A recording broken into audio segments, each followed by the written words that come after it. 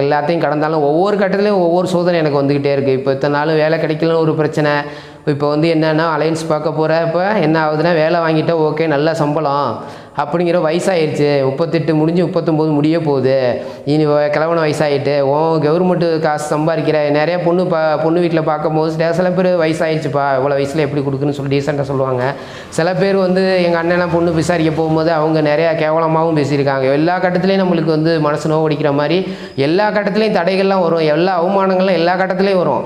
அப்படிங்கிறப்ப என்ன ஆச்சுன்னா, ஒரு வீட்டில் பொண்ணு கொடுக்குறப்ப பொண்ணோட சித்தி வந்து கொடுக்கலான்னு சொல்கிறாங்க. ஆனால் பொண்ணோட அக்கா வந்து கவர்மெண்ட் மாப்பிள்ளை டீச்சர் வேலை கொடுக்கலாம் அப்படின்னு சொல்கிறப்ப அவங்க பொண்ணோட அம்மா என்ன சொல்கிறாங்க, கவர்மெண்ட் வேலையை தூக்கி குப்பையில் போடு, உன் பிள்ளைனா குடிப்பியா, 39 வயசு முடிய போகுது குடிப்பியா அப்படிங்கிற ஒரு அவச்சொல்லாம் சொல்கிறாங்க. அதெல்லாம் நான் என்றைக்குமே கேவலப்பட்டதில்லை. நம்மளுக்கு இந்த உலகத்தில் ஒரு மனுஷன் பிறந்தா அவனுக்குன்னு ஒரு பெண்ணோ ஒரு பெண்ணு பிறந்தா ஒரு ஆணோ கிடைப்பாங்கிற ஒரு நம்பிக்கையில் நைட்டெலாம் ஆடி வைக்க முடியுமா? நான் ஒரு வித்தியாசமாக என்றைக்குமே வாழ்க்கையில் வந்து வித்தியாசமாக மாற்றி யோசின்னு சொல்லுவாங்க. என்றைக்கும் வித்தியாசமாக யோசிக்கிறவன் வாழ்க்கையில் ஜெயிச்சிருவான், பெரிய ஆள் ஆயிடுவான் அவன் வந்து. அதனால் வந்து வித்தியாசமாக யோசிக்கிறவங்க வந்து இந்த சமுதாயம் கேவலமாக தான் பார்க்கும்.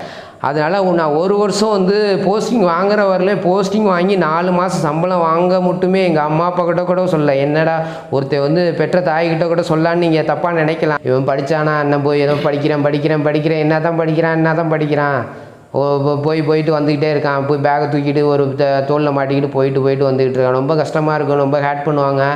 இப்போ பார்த்தீங்கன்னா இப்போ பெட்டி கடையில் உட்காந்துட்டு சிரிச்சுக்கிட்டு இருப்பாங்க, நம்மளை விட்டு சிரிச்சுக்கிட்டு இருப்பாங்க.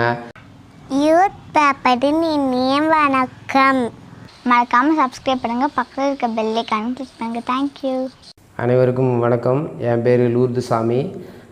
2019 பிஜிடிஆர்பியில் பாட்னி சப்ஜெக்டில் செலக்ட் ஆகி 2020 டிசம்பர் 28 தான் போஸ்டிங் போட்டாங்க. கோவிட் இஷ்யூனால் ஒரு வருஷம் டிலே ஆயிடுச்சு. இப்போ அப்பாயின்மெண்ட் ஆகி கிட்டத்தட்ட 9 மாதம் ஆயிடுச்சு. எங்கள் வீட்டில் நான் தான் முதல் முதுகலை பட்டதாரி ஆசிரியர். எங்கள் வீட்டில் யாருமே கவர்மெண்ட் ஜாப் கிடையாது. எங்கள் வீட்டில் 4 பேர், 2 அண்ணன் ஒரு அக்கா. அம்மா அப்பா எல்லாமே விவசாயம்தான். எங்கள் வீட்டில் அப்பா வந்து ரொம்ப யதார்த்தமாக சொல்லுவார், அவன் படித்தா படிக்கட்டும், இல்லைனா படிக்கலைன்னா ஆடுமைக்கட்டும் அப்படின்னு யதார்த்தம் பேசுவார். அதேமாரி என்னுடைய ஆர்வத்துக்கு எங்கள் வீட்டில் எல்லாருமே படிப்புலேயும் சரி விளையாட்டுலையும் சரி ஃபஸ்ட்டு ஸ்டாண்டர்ட்லேருந்து +2 வரலுமே எங்களை யாரும் மிந்தினதில்லை. ஸ்கூலு எஜுகேஷன் பார்த்திங்கன்னா இப்போ ஃபஸ்ட் ஸ்டாண்டர்ட் 12th வரலும் ஒரு கிறிஸ்டியன் மிஷினரிஸ் அங்கே தான் படித்தோம். ஸ்போர்ட்ஸ்லேயும் சரி படிப்புலேயும் சரி நல்லா படித்து வளர்ந்தேன். ஸ்கூல் படிக்கும்போது பார்த்திங்கன்னா நான் வந்து எங்கள் வீடு ஃபுல்லாகவே கூரை வீடு தான், ஃபுல்லாகவே ஒழுகும். ஃபுல்லாக வீட்டில் வந்து சமைக்கிற பாத்திரத்துலேருந்து தட்டுலேருந்து கிண்ணிலேருந்து எல்லாமே அந்த ஒழுகிற இடத்துல ஃபுல்லாக வச்சுட்டு அந்த பார்த்திங்கன்னா உட்காந்து தான் கிடப்போம் மழை வீடு வரலும். அப்படி இல்லைன்னா சாக்கு ஓரத்தில் சாஞ்சு படுத்து தூங்கிடுவேன். பார்த்திங்கன்னா ஆனால் படிப்புலேயும் விளையாட்டுலேயும் எங்கள் வீட்டில் வந்து ப்ரைஸாக தான் குமியும். எங்கள் வீட்டில் பார்த்திங்கன்னா 10th பேரண்ட் மீட்டிங் நடத்தும் போது எங்கள் பேரண்ட்ஸாக வச்சு மீட்டிங் நடத்தியிருக்காங்க. அப்போ வந்து நான் எங்கெல்லாம் வந்து கிளாஸ் ரூமில் தான் இருந்தோம். அப்போ பார்த்திங்கன்னா நான் சயின்ஸில் பார்த்தீங்கன்னா ஃபஸ்ட்டு மார்க் வாங்குவேன், 90 95 தான் வாங்குவேன். அப்போ பார்த்தா யார் வீட்டில் கரண்ட் இல்லைன்னு கையை தூக்கும் போது எங்கள் அம்மாவும் இன்னொரு பொண்ணோட அம்மாவும் தான் கை தூக்கியிருக்காங்க. 2 பேர்த்து வீட்டில் தான் எலக்ட்ரிசிட்டி இல்லை. எங்கள் வீட்டுக்கு எப்போ கரண்ட் வந்துச்சுன்னா +1 முடிச்சுட்டு அந்த சம்மர் லீவில் தான் எங்கள் வீட்டுக்கு வந்து கரண்ட்டு கொடுத்தாங்க, கரண்ட்டு வசதி வாங்கினோம். அப்போ அந்த ஃபஸ்ட்டு லைட்டு போடும்போது அந்த குண்டு பல்ப் போட்டு செக் பண்ணாங்க. அந்த குண்டு பல்ப் எரிஞ்சப்போ எங்கள் அண்ணனுக்கும் எனக்கும் அவ்வளோ சந்தோஷம் கிடச்சிச்சு. அப்பா வந்து கையெழுத்தை போட தெரியாதவர் தான். அம்மா வந்து 5வது வரலும் அந்த பழைய காலத்தில் 5வது வரலும் படித்தவங்க, எழுத படிக்க தெரியும், இருந்தாலும் அவ்வளோ விவரம் அந்த ஒரு அவேர்னஸ் கிடையாது. பிள்ளைங்களை வளர்க்கணும் போகணுங்கிறதுல வந்து ஒரு விவரம் இல்லாமல் இருந்தாங்க. யதார்த்தமாக அந்த கள்ளங்கவடற்ற இல்லாமல் அந்த கிராமத்து வாழ்க்கையில் வாழ்ந்ததுனால எங்களுக்கு இன்னும் கொஞ்சம் ரொம்ப கஷ்டப்பட்டோம். ஆனால் நாங்களாகவே சொந்தமாக ஆர்வமாக படிச்சுக்கிட்டோம், பக்கத்தில் ஸ்கூல் இருந்ததுனால. கஷ்டப்பட்டதில் எல்லாம் இப்போ எல்லா விவசாய வேலையும் நம்மளுக்கு தெரியும். படிப்பில் ஃபஸ்ட்டாக இருந்தாலும் சாயங்காலம் போனால் ஆடு மேய்க்கிறது, வீட்டில் வந்து சனி ஞாயிறில் போய் ஆடு மேய்க்கிறது, மாடு ஓட்டி அதை கட்டுறது. நாங்கள் காலையில் வந்து பூ பொறுக்கி போய் கொடுக்க போவோம் சார். அதாவது பார்த்திங்கன்னா மல்லிகைப்பூ காலையில் போய் எடுத்து கொடுப்போம். அதுக்கு வந்து பார்த்திங்கன்னா ₹1 கொடுப்பாங்க. ஒரு நாளைக்கு கிட்டத்தட்ட காலையில் ஒரு 2 மணி நேரம் பொறுக்கணும்னா ஒரு நாளைக்கு ₹1 சொல்லி 30 நாளைக்கு ₹30 கொடுப்பாங்க. அப்புறம் இந்த வேப்பங்கொட்டை சீசனில் அந்த வேப்ப பழங்கள் வந்து என்ன பண்ணுவாங்கன்னா விவசாயிகளுக்கு வந்து பூச்சி மருந்துக்காக இயற்கை பூச்சி விரட்டியாக பயன்படுத்துறதுக்காக அது வந்து ஒரு வல்லம் வந்து அப்போல்லாம் ₹1 ₹2 வாங்குவாங்க. அதை வந்து நாங்கள் பொறுக்கி அதை காய வச்சு அதை வந்து வல்லம் 2 ரூபா 1 ரூபான்னு விற்று அந்த காசை வச்சு படிக்கிறதுக்காக யூஸ் பண்ணுவோம். சம்மரில் பார்த்திங்கன்னா அந்த செங்கல் சூளைக்கு வந்து கல் தூக்க போகிறது, செங்கை அந்த சுடுறதுக்கு முன்னாடி அதை களிமண்ணில் செஞ்சு அதுக்கப்புறம் அதை தூக்கிட்டு போயினா அடுக்கி அதை விறகு வச்சு எரித்து அதுக்கப்புறம் செங்கல் உருவாக்குவாங்க. அந்த வேலைக்கு போயிருக்கோம். அப்புறம் பார்த்திங்கன்னா எருவு ஏற்றுறதுக்கு போவோம். வண்டி அப்போல்லாம் வந்து கட்டை வண்டி டயர் வண்டியில் வந்து கூடையில் அள்ளி கொட்டி அதை தலையில் கொட்டி கொண்டு போய் ஒரு லோடு ஏற்றி அது மூலியமாக வர காசை வச்சு பயன்படுத்துவோம். இது மாதிரி சின்ன சின்ன வேலை என்னென்ன கிடைக்குதோ. கடலை வீட்டில் வந்து பார்த்திங்கன்னா ஒரு வல்லம் உரிச்சா 50 பைசா 25 பைசாலாம் அப்போ கொடுப்பாங்க. எல்லா வேலையும் செஞ்சுக்கிட்டு இருந்தோம். 12th வரலும் இப்படி தான் போயிட்டு இருந்துச்சு வாழ்க்கை. அதுக்கப்புறம் பார்த்திங்கன்னா காலேஜ் வந்து ரொம்ப பாரம்பரியமான கல்லூரி திருச்சியில் சென்ட் ஜோசு அந்த கல்லூரியில் தான் 2002 to 2005 பிஎஸ்சி பாட்னி முடிச்சிட்டேன். அப்புறம் 2005 2007 பார்த்திங்கன்னா எம்எஸ்சி பாட்னி முடிச்சிட்டேன். 2007 எம்எஸ்சி முடித்ததுக்கப்புறம் என்னென்னா வீட்டிலலாம் திட்ட ஆரம்பிச்சிட்டாங்க, சப்போர்ட் இல்லை. அப்போ வந்து எங்கிட்டாவது வேலைக்கு போகலாம் அப்படிங்கிறப்ப முயற்சி பண்ணலான்னு கொஞ்சம் முயற்சி பண்ணேன்.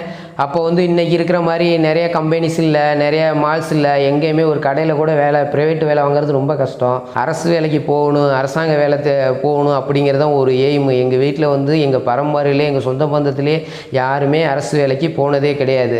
அதனால் ஒரு அரசு வேலைக்கு போகணுங்கிறதுனால 2008 நான் ட்ரை பண்ண ஆரம்பித்தேன். டிஎன்பிசி இப்போ குரூப் 4 குரூப் 2 ஓனாகவே ப்ரிப்பேர் பண்ணிக்கிட்டு இருந்தேன். நிறைய பேர் சொன்னாங்க கம்பெனிக்கு வேலைக்கு போக வேண்டியதானே, எல்லாம் சும்மா என் வீட்டில் உட்காந்துக்கிட்டு இருக்க, இவ்வளோ எம்எஸ்சி படிச்சிருக்கேன், வேலைக்கு போக வேண்டியதானே, சென்னைக்கு போய் வேலைக்கு போக வேண்டியதானே, அது மாதிரி நிறையா ரொம்ப மன கஷ்டம் மாதிரி சொல்லிக்கிட்டு இருந்தேன். வீட்லேயும் சரி சமுதாயத்துலேயும் சொல்லிக்கிட்டே இருந்தாங்க. ஆனால் வேலைக்கு அரசு வேலைக்கு போகணுங்கிற ஒரு எய்மிலே வந்து நான் வந்து பார்ட் டைமாக வந்து எங்கேயாவது கூலி வேலைக்கு தான் போவேன். ஏதோ ஒரு லோடுமேடு வேலைக்கோ ஏதோ வந்து வயலுக்கு ஏதாவது ஒரு பம்பட்டி வேலைக்கோ எதுக்காக ஒன்று. அதாவது கூலி வேலைக்கு போகும்போது பார்த்திங்கன்னா ஏன் இவ்வளோ படிச்சுட்டு இந்த வேலைக்கு வேற அப்படிங்க தான் முதல் கேள்வி கேட்பாங்க. இவ்வளோ படிச்சுட்டு ஏன் ஒரு கம்பெனிக்கு வேலைக்கு போகலாமே, ஒரு ஸ்கூலுக்கு ஒரு மெட்ரிகுலேஷன் ஸ்கூலுக்கோ ஏதோ ஒரு கம்பெனிக்கோ 2000 கொடுத்தாலும் நீ வேலைக்கு போக வேண்டியதானே, ஏன் இந்த வேலைக்கு வர. ஆனால் நான் என்னுடைய எய்ம் வந்து எவ்வளோ அடி அடித்தாலும் தாங்குவேன். இந்த சமுதாயமோ வீட்டிலையோ எவ்வளோ அடி அடித்தாலும் தாங்குவேன் என்னுடைய மனசு. அந்த வந்து மன தைரியம் தான் முக்கியமாக இருந்துச்சு. ரொம்ப காயப்படுத்துவாங்க பார்த்திங்கன்னா, ஏன் இந்த வேலைக்கெலாம் வந்துக்கிட்டு இருக்க, படித்தவன் மாதிரி நீ நடந்துக்கிற, படிக்காதவனுக்கு தான் இந்த வேலை, அதுக்கேற்றுக்கு இது இத்தனை வருஷம் படித்த 15 வருஷம் 18 வருஷம் எதுக்கு போய் டிகிரி எம்எஸ்சி வரலும் படித்த அப்படின்னு தான் நம்மளை வந்து ரொம்ப கஷ்டப்படுத்துவாங்க. அதெல்லாம் வந்து தாங்கிக்கிட்டு அதுக்கப்புறம் பார்த்திங்கன்னா டிஎன்பிசியும் யூபிஎஸ்சி எக்ஸாம் படிச்சுக்கிட்டே இருப்பேன். அப்போ பார்த்திங்கன்னா எங்கள் வீட்டில் வசதி இருக்காது, பைக் வசதி கிடையாது. அப்படி பார்த்திங்கன்னா நான் சமயபுரத்தில் போய் மதுரையில் தான் அப்போலாம் வந்து தமிழ்நாட்டில் வந்து சென்னை அதை விட்டால் மதுரை. ஏன்னா இப்போ வந்து திருச்சி கோயம்புத்தூர் எல்லா சென்டரும் யூபிஎஸ்சி எக்ஸாமுக்கு போட்டிருக்காங்க. ஆனால் அப்போ வந்து பார்த்திங்கன்னா தமிழ்நாட்டில் 2 சென்டர் தான், ஒன்று சென்னை அடுத்தது மதுரை போயிட்டு பார்த்திங்கன்னா விடிய காலத்தில் நான் வந்து 2 மணிக்கு 3 மணிக்கு போய் அந்த சமயபுரத்தில் வண்டியில் யாராவது கொண்டாந்து விட சொல்லிக்கிட்டு 4 மணிக்கு பஸ் ஏறி அங்கே வந்து 9-9:15 தான் அங்கே போய் எக்ஸாமுக்கு சென்டருக்கு உள்ளே நுழைஞ்சு காலையில் ஒரு எக்ஸாமு மாலையில் வந்து ஆப்ஷனல் வச்சுருப்பாங்க, ஆப்ஷனல் எழுதிட்டு நைட்டு பார்த்திங்கன்னா நான் 10 மணிக்கு வந்து என்னை 10-10:30 ஆயிரும் சமயபுரம் 4 ரோட்டில் வந்து இறக்கி விடுவாங்க பஸ்ஸில். அப்போ அங்கேருந்து 2-3 வருஷம் பார்த்திங்கன்னா அந்த 10-11 மணிக்கு நடக்க ஆரம்பித்து வீட்டுக்கு 11 மணி ஆயிரும் எங்கள் வீட்டுக்கு வந்து சேர்றப்ப. அப்படி ஒரு 2-3 வருஷம் யூபிஎஸ்சி டிஎன்பிசிலாம் படிச்சுக்கிட்டே இருந்தேன். ஒரு கட்டத்தில் பார்த்திங்கன்னா வயசும் ஆயிடுச்சு. அப்போ வந்து பாஸ் பண்ணாதப்போ ரொம்ப ஒரு பக்கத்து எக்கனாமிக்கலாக பிரச்சனை, ஒரு பக்கத்து வீட்டில் ரொம்ப கேவலமாக பேசுவாங்க. என்னை ஆள் வீட்டில் இல்லைன்னு நினச்சிட்டு வெளியில் நின்றுக்கிட்டு இருப்பேன். ஒரு துப்புக்கும் இல்லை, ஒன்று போல் படிச்சுட்டு எல்லாம் வந்து சம்பாரித்து கொட்டுது. இது வந்து இப்போ வேலைக்கு படிக்கிறேன் போயிட்டு சுற்றிக்கிட்டு இருக்கு. வீட்டில் வந்து அம்மா அப்பா திட்டுறதுக்கு அண்ணன் தம்பி திட்டுறதுக்கு உரிமை இருக்குது. ஆனால் சமுதாயத்தில் வந்து ஊரில் வந்து இவன் படித்தானா அண்ணன் போய் ஏதோ படிக்கிறேன் என்ன தான் படிக்கிறான் போயிட்டு வந்துக்கிட்டே இருக்கான், போய் பேக்கை தூக்கிட்டு ஒரு தோளில் மாட்டிக்கிட்டு போயிட்டு வந்துக்கிட்டு இருக்கான். ரொம்ப கஷ்டமாக இருக்கும், ரொம்ப ஹேட் பண்ணுவாங்க. இப்போ பார்த்திங்கன்னா இப்போ பெட்டி கடையில் உட்காந்துக்கிட்டு சிரிச்சுக்கிட்டு இருப்பாங்க, நம்மளை போட்டு சிரிச்சுக்கிட்டு இருப்பாங்க, ரொம்ப கேவலமாக பேசுவாங்க. ஒரு மனுஷன் தான் எதிரி இருப்பான், நண்பன் இருப்பான். நண்பன் வந்து தட்டி கொடுப்பான், எதிரிகள்லாம் கேவலப்படுத்துவாங்க நம்மளை எவ்வளோ அதுக்கெலாம் வந்து என்றைக்குமே மனசு தோர்ந்து போனது இல்லை. சைடில் வந்து வேலைக்கு போயிட்டே இருப்பேன். ஏன்னா ஒரு அப்ளிகேஷன் போடணும், பஸ்ஸுக்கு காசு போகணும். இப்போ ஒரு எக்ஸாம் எழுத போகிறோன்னா பஸ்ஸு காசு தேவை, நம்ம சாப்பாடு காசு தேவை, அந்த அப்ளிகேஷன் போடுறதுக்கு காசு தேவை, ஹால் டிக்கெட் டவுன்லோட் பண்ணி அதை பிரிண்ட் அவுட் எடுத்து போகிறதுக்கு காசு தேவை, ஒரு ஃபோட்டோ எடுக்கணும். எல்லாத்துக்குமே நம்மளுக்கு வந்து என்னுடைய 2007க்கு அப்புறம் எங்கள் வீட்டில் வந்து ஒரு காசு கூட 1 ரூபா கூட எங்கள் வீட்டில் நான் வாங்கினதே கிடையாது. என்னுடைய சொந்த குளிக்கிற சோப்புலேருந்து நம்மளுடைய அன்றாட தேவைகள், துணிமணி தைச்சிக்கிறதுலேருந்து எல்லா தேவைகளும், பஸ்ஸு ட்ராவல்லேருந்து எல்லா இதுக்குமே என்னுடைய உடல் உழைப்பில் தான் நான் வாங்கினேன், போனேன், படித்தேன். புக்குலேருந்து ஜெராக்ஸ் போடுறதுலேருந்து எல்லாமே நான் பண்ணிக்கிட்டு இப்படியே போயிட்டு இருந்தது. ஒரு லெவலில் போயிட்டே இருந்துச்சு, இப்படியே போயிட்டே இருந்துச்சு. ரொம்ப கஷ்டப்பட்டேன். அப்புறம் பார்த்திங்கன்னா நான் வந்து என்னென்னா 2007க்கு அப்புறம் நான் ஃபஸ்ட்டு பிஎட்லாம் எங்கள் வீட்டில் நான் படிக்கலை. அப்போ வந்து காசு இல்லை. பிஎட் படிக்காததுக்கப்புறம் என்னென்னா 2010 எங்கள் அண்ணனுக்கு மேரேஜ் பண்ணோம். எங்கள் வீட்டில் எல்லாமே லேட் மேரேஜ் தான், குடும்ப சூழ்நிலையினால் லேட் மேரேஜ் தான். அப்போ வந்து எங்கள் அண்ணனுக்கு வந்து மேரேஜ் பண்ணோம், வீடு கட்டினா தான் பொண்ணு தருவாங்கன்னு சொல்லிட்டு எங்கள் லேண்டை விற்றுட்டாங்க. ஒரு 1/2 ஏக்கர் லேண்டு விற்றாங்க. லேண்டு விற்கும் போது தான் நான் பிடிவாதமாக இனிமேலுக்கு ஒரு சப்போர்ட்டாக இருக்கும், ஒரு பிஎட் படித்தா நாளைக்கு ஏதோ ஒரு விதத்துக்கு உதவும், ஒரு ப்ரைவேட் ஸ்கூலில் ஒர்க் பண்ணி பொழைச்சிக்கலாம், பிஎட் படித்து ஒரு சேஃப்டிக்காக தான் வச்சேன். அப்பையும் தொடர்ந்து பிஎட் படிச்சுட்டு என்ன பண்ணேன், யூபிஎஸ்சியும் படிப்பேன், டிஆர்பியும் படிப்பேன், டிஎன்பிசியும் படிப்பேன்.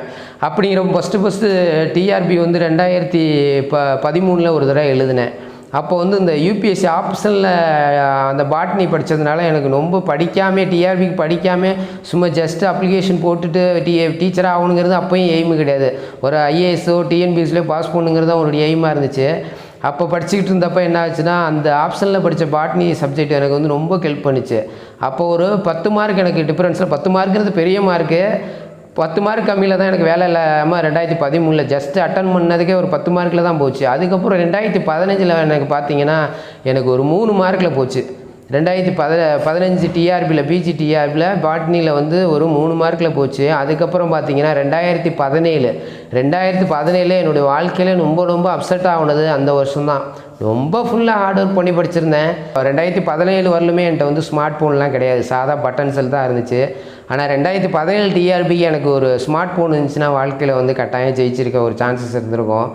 அப்போ என்ன ஆச்சுன்னா 2017 எக்ஸாம் எழுதி தோல்வி அடைஞ்சாச்சு. ரொம்ப அப்செட் ஆகிட்டேன். அதுக்கப்புறம் என்ன பண்ணேன், கூலி வேலைக்கு போயிட்டேன். இப்போ போட்டித் தேர்வு எழுத ஆரம்பித்தோன்னா 2008 ஆரம்பிச்சிட்டேன். டிஎன்பிசியில் பார்த்தீங்கன்னா 2008 பார்த்தீங்கன்னா குரூப் 4 எழுதுவேன், குரூப் 2 எழுதுவேன், குரூப் 2 எழுதுவேன், குரூப் 1 எழுதுவேன், இப்படியே யூபிஎஸ்சி எழுதுவேன். இது எல்லாமே 2008 ஆரம்பித்து போயிடுச்சு. என் வீட்டில் பார்த்தீங்கன்னா இது வரைக்கும் எழுதுகிறேன் எல்லா ஹால் டிக்கெட்டும், என்னுடைய டிஎன்பிசி ஹால் டிக்கெட்டு குமிஞ்சு கிடக்குது. ஒரு 60-100க்கு மேலே இருக்கும் டிஎன்பிசி ஹால் டிக்கெட் மட்டும் என் வீட்டில்.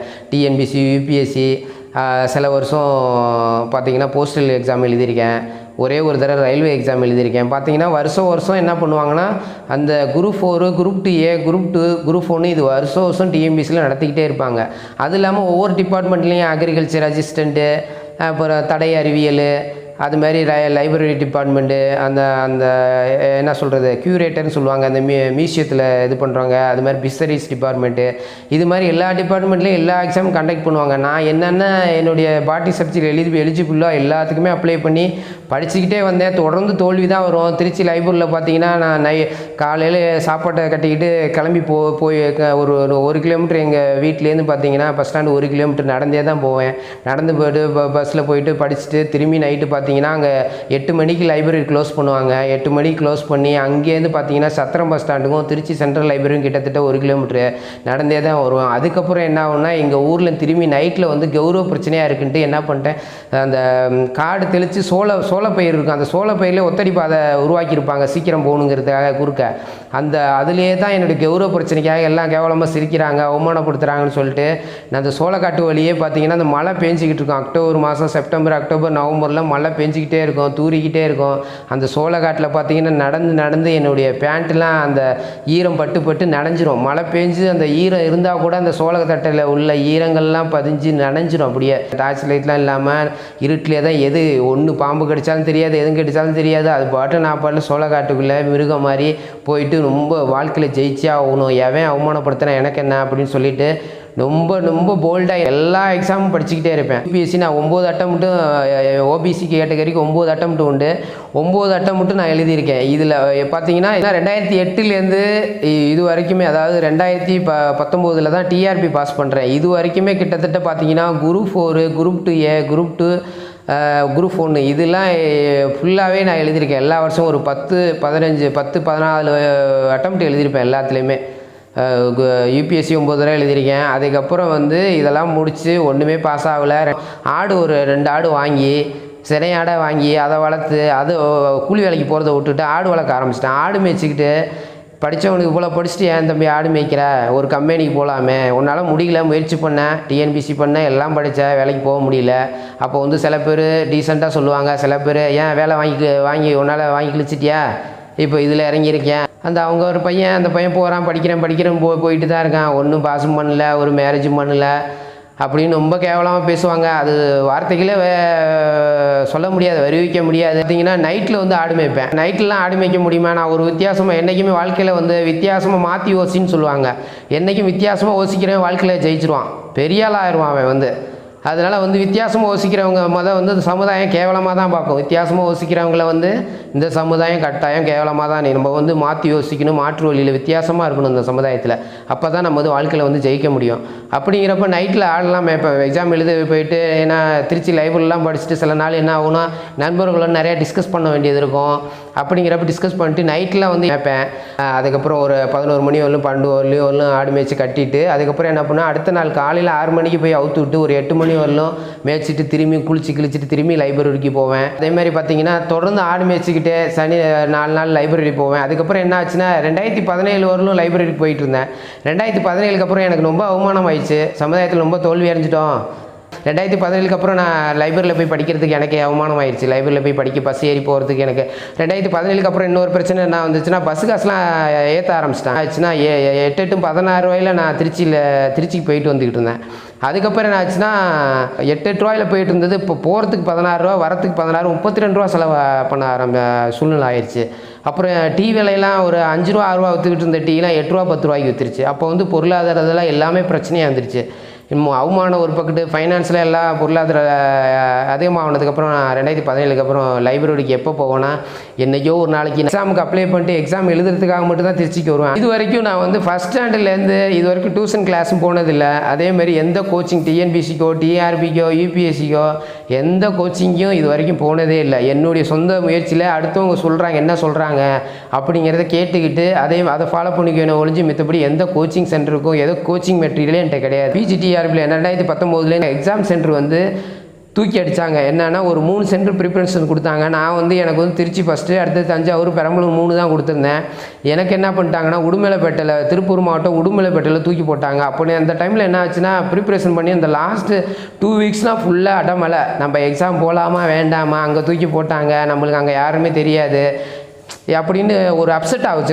ரொம்ப அப்செட் ஆச்சு. போகலாமா வேண்டாமா, லாஸ்ட்டு ஒரு 4 நாள் இருக்கப்பலாம் நம்ம எக்ஸாம் போக வேண்டாம், நம்ம எழுதி மட்டும் நமக்கு பாஸ் வர போதா, மழை வேறு பெஞ்சிக்கிட்டே இருக்குது, இங்கே போய் ரூம் எடுத்து தங்கி எழுதலாமா போக வேண்டாமா அப்படின்னு இறுதி கட்டது மனசே போக வேண்டாம்னு சொல்லுது, போகுன்னு சொல்லுது. அப்படிங்கிறப்ப வந்து 10 மணி வரலும் படிச்சுட்டு அதுக்கப்புறம் 12 மணிக்கு கரெக்டாக ரீச் ஆகிட்டு எக்ஸாம் எழுதிட்டு, அப்போ வந்து எக்ஸாம் எழுதி ஒரு 10 நாள்லேயே ரெஸ்பான்ஸ் ஷீட்டுன்னு சொல்லி நம்ம என்னென்ன ஆன்சர் பண்ணணும்னு சொல்லி வெப்சைட்டில் விட்டாங்க.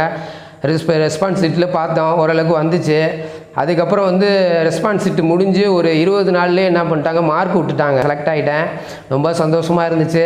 வேலை கிடைச்சாலும் அதில் இன்னொரு பிரச்சனை என்ன இருக்குன்னா நம்மளுக்கு சொந்த மாவட்டத்தில் கிடைக்கணும். ஏன்னா எஜுகேஷனில் வந்து ஒவ்வொரு டிஸ்ட்ரிக்ட்லேயும் பார்த்தீங்கன்னா 100 180 100 ஸ்கூல் இருக்கும். ஏன்னா இந்த ஒவ்வொரு வெல்ஃபேர் ஸ்கூலில் பார்க்கும்போது ஒவ்வொரு டிஸ்ட்ரிக்ட்லேயும் 10 ஸ்கூலு 5 ஸ்கூலு 4 ஸ்கூலு அப்படி தான் இருக்கும். அப்படிங்கிறப்ப நம்ம ஃபேமிலி பிரிஞ்சு எங்கேயோ கிடப்போம். ஏன்னா அப்படிங்கிறப்ப ரொம்ப கஷ்டமாக இருக்கும். அப்படிப்பட்ட சூழ்நிலை என்ன ஆச்சுன்னா பிப்ரவரி 2 லிஸ்ட்டு விட்டு 2020 விட்டதுக்கப்புறம் திரும்பி அந்த டிபார்ட்மெண்ட்டில் மார்ச் 10ஆம் தேதி 2020 மார்ச் 10ஆம் தேதியில் திரும்பி அந்த டிபார்ட்மெண்ட்டில் சென்னை கமிஷனர் ஆஃபீஸில் மெரினா பீச்சில் அந்த வெல்ஃபேர் டிபார்ட்மெண்ட் ஆஃபீஸ் இருக்குது, அங்கே வெரிஃபிகேஷன் நடந்துச்சு. சரி மார்ச் 10ஆம் தேதி வெரிஃபிகேஷன் பண்ணிட்டாங்க, சரி மே மாதத்துக்குள்ளே போஸ்டிங் பண்ணிடுவாங்க, நம்ம எப்படி ஜூன் ஜூலையில் மேரேஜ் பண்ணிடலாம் அப்படின்னு நம்பிக்கையோடு இருந்தோம். திடீர்னு என்ன ஆச்சுன்னா கொரோனா வந்து லாக்டவுன் பண்ணிட்டாங்க, ஒன்றும் பண்ண முடியல. ஜாயின் பண்ண 28ஆம் தேதி டிசம்பர் 2020 ஜாயின் பண்ணி. அதேமாதிரி இன்னொரு விஷயம் இந்த இடத்துல சொல்ல வருது என்னன்னா, எங்கள் வீட்டில் வந்து செலக்ட் ஆகி எங்கள் சின்ன அண்ணன் மட்டும் தான் எனக்கு வந்து என் தம்பி ஜெயிச்சிருவான்னு சொல்லி சின்ன பிள்ளைலேருந்து ரொம்ப என்னை என்கரேஜ் பண்ணுவாப்புல. ஏன்னா ஸ்போர்ட்ஸ்லேயும் படிப்புலையும் நம்ம ஒன்றா இருக்கிறதுனால வந்து நான் வாழ்க்கையில் வந்து எங்கள் அம்மா அப்பா நம்பினாங்களோ இல்லையோ எங்கள் சின்ன அண்ணன் வந்து நம்பிக்கையாக இருந்தார். சின்ன நம்பிக்கிட்டு இருக்கப்போ என்னென்னா எங்கள் சின்ன அண்ணன்ட்ட மட்டும்தான் ஃபஸ்ட்டு அந்த ஜனவரி 2ஆம் தேதி செலக்ட் ஆனதுக்கப்புறம் எங்கள் அண்ணன்ட்ட தான் முத சின்ன அண்ணன்ட்ட மட்டும்தான் ஃபோன் பண்ணி சொல்லியிருந்தேன்.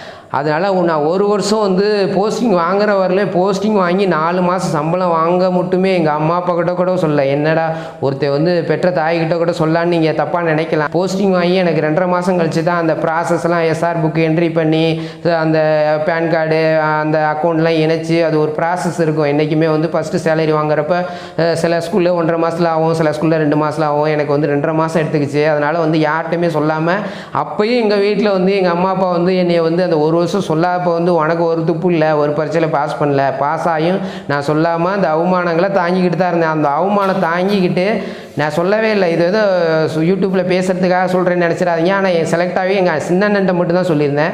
மித்த எங்கள் வீட்டில் என்ன சொல்லிட்டு வந்திருந்தேன்னா, வந்து டூருக்கு போகிறேன் அப்படின்னு சொல்லிட்டு 4 மாதம் வரணும், நான் டூருக்கு போகிறேன். எங்கள் அம்மா அப்பாவுக்கும் தெரியாது, எங்கள் பெரிய அண்ணன் யாருக்குமே தெரியாது, எங்கள் சின்னண்ணனுக்கு மட்டும் தான் தெரியும். சம்பளம் வாங்கினதுக்கப்புறமும் 4 மாதம் கழித்து தான் எங்கள் வீட்டில் வந்து அதுவும் எங்கள் அண்ணன்கிட்ட வந்து எங்கள் அண்ணன் தான் எல்லாத்துட்டையும் சொல்லி, எங்கள் வீட்டில் பார்த்தீங்கன்னா எங்கள் சொந்தக்காரங்க யாருமே மதிக்க மாட்டாங்க. பாட்டில் மெண்டல் பிடிச்ச மாதிரி படிக்கிறேன்னு போகிறான், அவன் என்ன பைத்தியமா, கிறுக்கு பிடிச்சிருச்சா அவனுக்கு, மேரேஜும் பண்ணல, வயசும் கடந்து போச்சு, வேலை வாங்கணும், ஒன்றும் வேலையும் வாங்கலை, எதுலேயுமே திறமில்லை அப்படின்னு இப்போ செலக்ட் ஆகியும் அவமானங்களை தாங்கிக்கிட்டு அதுக்கப்புறம் இன்றைக்கி வந்து எங்கள் வீட்டில் எல்லோரும் ரொம்ப எங்கள் அம்மா அப்பா எங்கள் அப்பா வந்து ரொம்ப சந்தோஷப்படுறாரு, எங்கள் அம்மா ரொம்ப சந்தோஷப்படுறாங்க. எங்கள் வீட்டில் இப்போ சொந்தவங்க வந்தாங்கலாம் வந்து நான் யார் வீட்டுக்குமே போக மாட்டேன். இன்றைக்கி வந்து அவங்களாவே ஃபோன் நம்பர் வாங்கி பேசி, என்ன அழுவுறது, நல்லா இருக்கியா, பரவாயில்லடா, ஜெயிச்சிட்ட. இப்போ ஒரு பிரச்சனை என்னென்னா எல்லாத்தையும் கடந்தாலும் ஒவ்வொரு கட்டத்துலேயும் ஒவ்வொரு சோதனை எனக்கு வந்துக்கிட்டே இருக்குது. இப்போ இத்தனை நாளும் வேலை கிடைக்கலன்னு ஒரு பிரச்சனை. இப்போ வந்து என்னென்னா அலைன்ஸ் பார்க்க போகிறப்ப என்ன ஆகுதுன்னா, வேலை வாங்கிட்டா ஓகே நல்ல சம்பளம் அப்படிங்கிற வயசாகிடுச்சு, 38 முடிஞ்சு 39 முடிய போகுது, இனி கிழவன வயசாகிட்டு கவர்மெண்ட்டு காசு சம்பாதிக்கிற நிறையா பொண்ணு வீட்டில் பார்க்கும்போது சில பேர் வயசாகிடுச்சுப்பா, இவ்வளோ வயசில் எப்படி கொடுக்குன்னு சொல்லி டீசெண்டாக சொல்லுவாங்க. சில பேர் வந்து எங்கள் அண்ணன் பொண்ணு விசாரிக்க போகும்போது அவங்க நிறையா கேவலமாகவும் பேசியிருக்காங்க. எல்லா கட்டத்துலேயும் நம்மளுக்கு வந்து மனசு நோவடிக்கிற மாதிரி எல்லா கட்டத்துலேயும் தடைகள்லாம் வரும், எல்லா அவமானங்களும் எல்லா கட்டத்துலேயும் வரும். அப்படிங்கிறப்ப என்ன ஆச்சுன்னா, ஒரு வீட்டில் பொண்ணு கொடுக்குறப்ப பொண்ணோட சித்தி வந்து கொடுக்கலான்னு சொல்கிறாங்க. ஆனால் பொண்ணோட அக்கா வந்து கவர்மெண்ட் மாப்பிள்ளை டீச்சர் வேலை கொடுக்கலாம் அப்படின்னு சொல்கிறப்ப அவங்க பொண்ணோட அம்மா என்ன சொல்கிறாங்க, கவர்மெண்ட் வேலையை தூக்கி குப்பையில் போடு, உன் பிள்ளைனா குடிப்பியா, 39 வயசு முடிய போகுது குடிப்பியா அப்படிங்கிற ஒரு அவச்சொல்லாம் சொல்கிறாங்க. அதெல்லாம் நான் என்றைக்குமே கேவலப்பட்டதில்லை. நம்மளுக்கு இந்த உலகத்தில் ஒரு மனுஷன் பிறந்தா அவனுக்குன்னு ஒரு பெண்ணு பிறந்தா ஒரு ஆணோ கிடைப்பாங்கிற ஒரு நம்பிக்கையில் நான் அந்த பேட்டியை வந்து நிறைவு சொல்கிறேன். ரொம்ப நன்றி, வணக்கம்.